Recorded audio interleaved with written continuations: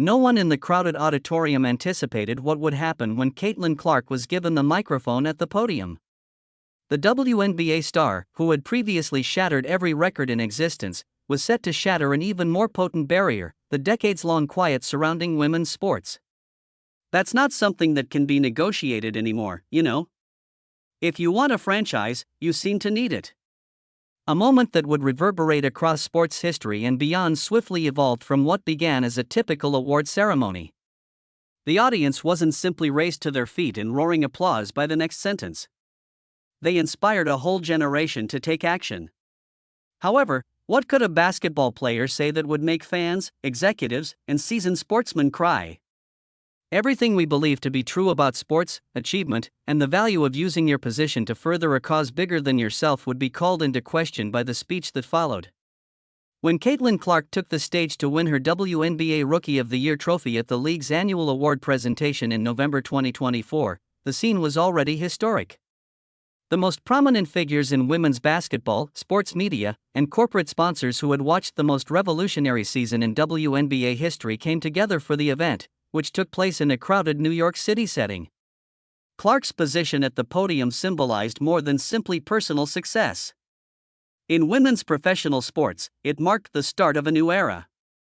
Expectations were smashed and the record books were altered in ways that were nearly unthinkable during Clark's 2024 debut season. She led the Indiana Fever to its first postseason berth since 2016 with averages of 19.2 points, 8.4 assists, and 5.7 rebounds per game. Among her statistical accomplishments were breaking rookie records for assists, 337. Becoming the first rookie in league history to record a triple-double with 122 three-pointers. Clark's presence had a commercial influence that went beyond basketball itself because her games routinely sold out arenas throughout the league and attracted over 1 million television viewers. Sales of Indiana Fever season tickets grew by more than 400%. And the team switched from playing in lesser venues to the same arena that the Indiana Pacers of the NBA use, which was sold out. It was the most significant financial shift in the history of women's professional sports. In addition to current superstars like Aya Wilson and Breanna Stewart, the crowd that night included WNBA veterans like Diana Taurasi, Sue Bird, and Maya Moore.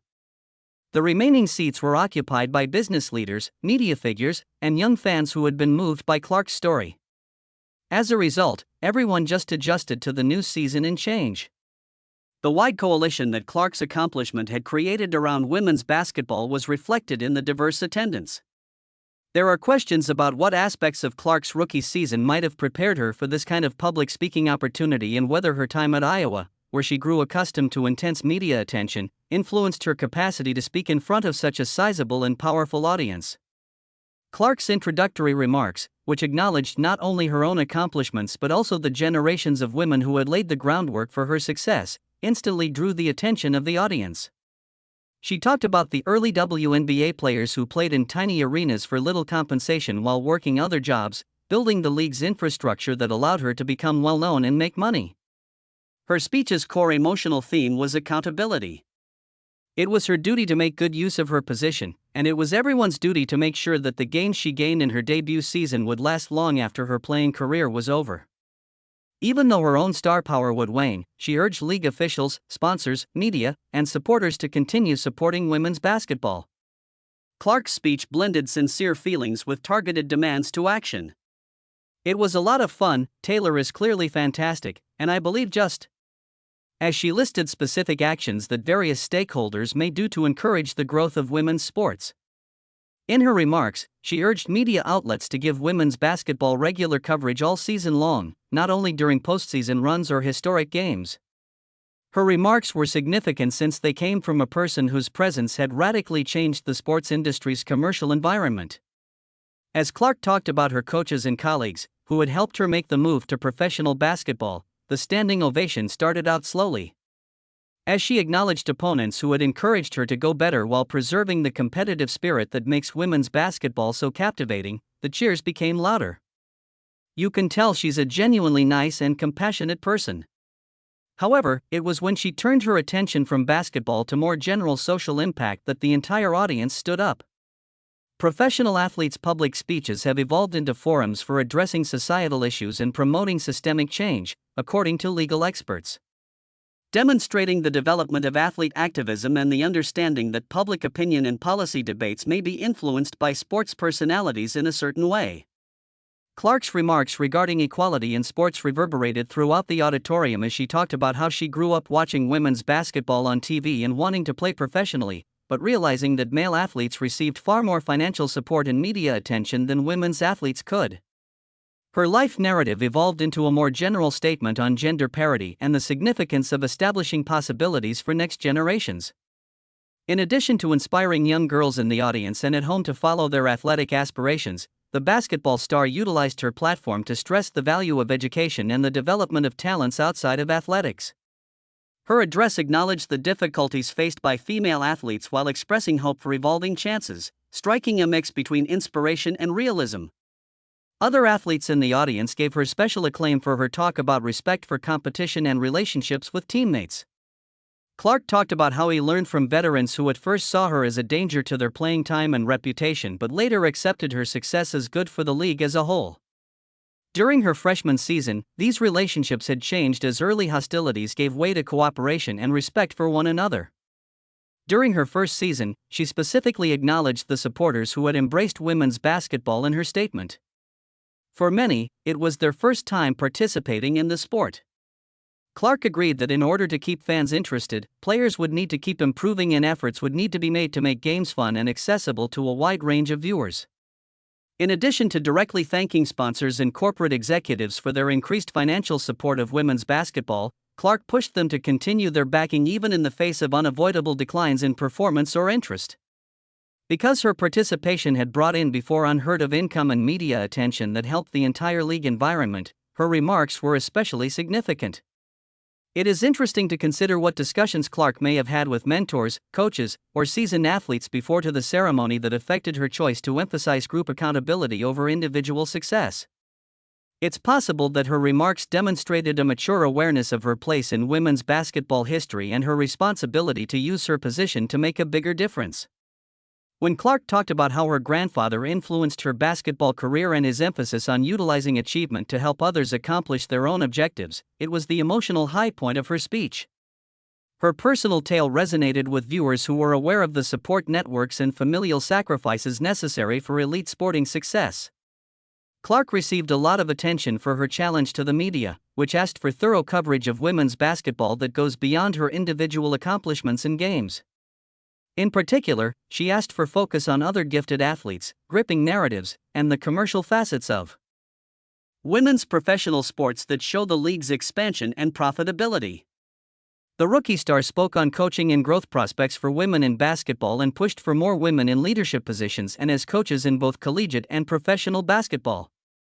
Her support demonstrated an awareness that representation at all levels of athletic organizations is necessary for systemic change. Her remarks regarding the international expansion of women's basketball recognized the sport's global scope and the chance for American players to share their expertise with emerging basketball programs throughout the world while also learning from international competition.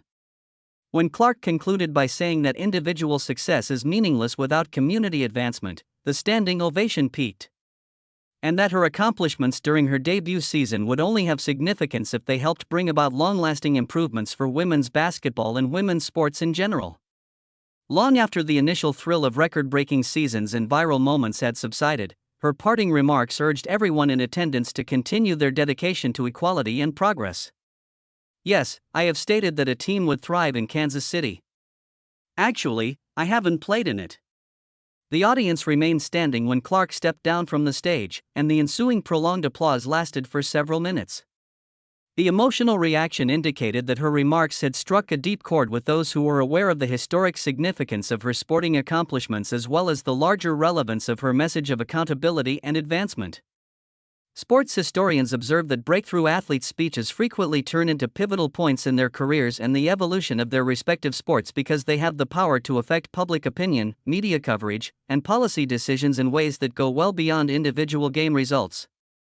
Millions of people viewed and shared Clark's speech on social media right away, and videos of her most impactful speeches went viral among basketball fans and larger audiences with an interest in social justice and equality concerns.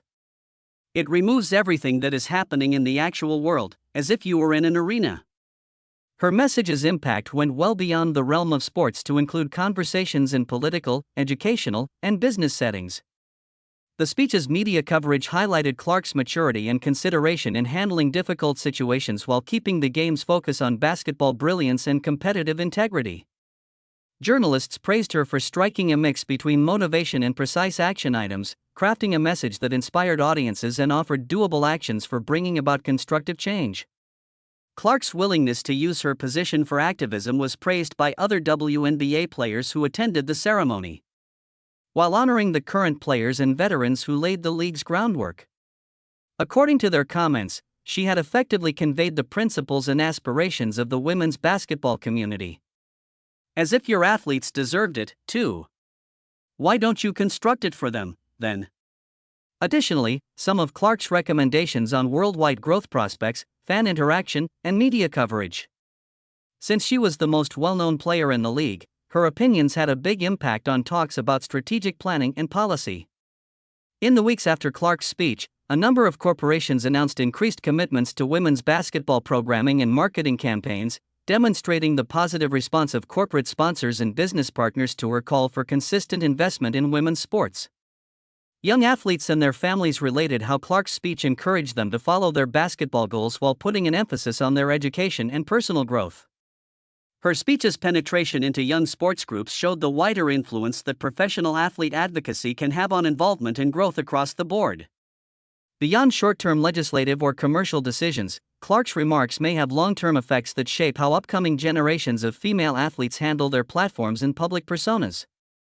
Her approach of fusing smart campaigning with physical prowess may influence athlete activism for years to come.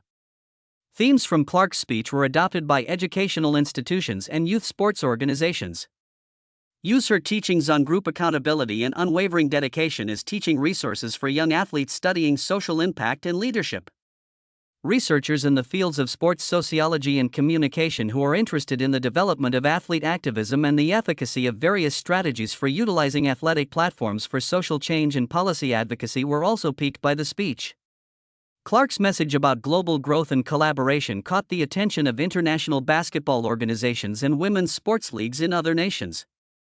This resulted in a rise in conversations about player exchanges, coaching development programs, and joint marketing initiatives that could help women's basketball globally. The lingering effects of Clark's remarks persisted in influencing discussions about women's sports, gender parity, and the obligations that accompany athletic achievement and public acknowledgement well after the initial thrill of the ceremony subsided. Something more than personal recognition had been accomplished by her speech. It had presented an idea for group advancement that struck a chord with a variety of stakeholders. A regular awards presentation was turned into a landmark event for women's basketball, illustrating the influence that individual athletes can have when they decide to use their platforms for goals other than their own career growth. Clark's speech turned into a case study on how to effectively advocate for athletes and how sports celebrities may use strategic public speaking to impact social and corporate policy.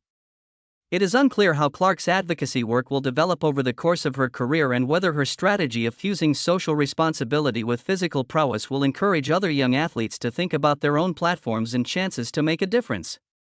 Please like this video if Caitlin Clark's inspirational message inspires you as much as it does us. Leave a comment below with your opinions. Which aspect of her speech struck a chord with you the most? Do you believe it is the duty of athletes to use their platforms to promote social change? Your thoughts on how athletes might contribute beyond their sporting accomplishments are welcome. To ensure you don't miss our coverage of motivational moments and the athletes whose words and deeds are transforming the world, click the bell and hit subscribe. Thank you for viewing.